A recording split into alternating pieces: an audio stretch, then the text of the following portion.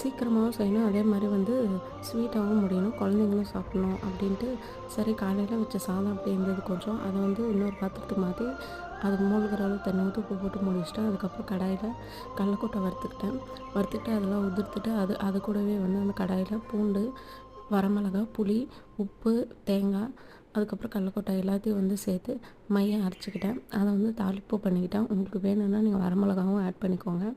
அதுக்கப்புறம் நம்ம பாத்திரத்தில் சாதம் வச்சுருந்தோம்ல, அது நல்லாவே வெந்துட்டு இருந்துச்சு. இது கூட வந்து ராகி மாவில் அதை ஆட் பண்ணிக்கோங்க. உங்களுக்கு வேணும்னா கோதுமை மாவும் ஆட் பண்ணிக்கலாம். இந்த மாதிரி நல்லா கொதிச்சு வந்த பின்னாடி இந்த கட்டை உங்கள்கிட்ட இல்லைன்னா மெத்துக்கட்டில் கூட நீங்கள் நல்லா இது கட்டி இல்லாமல் இந்த மாதிரி கலந்து விட்டுக்கோங்க. ஆமாங்க, நான் என்ன செய்கிறேன் அப்படின்ட்டு பார்த்தீங்கன்னா களி தான். களி வந்து நம்ம பாரம்பரிய உணவு.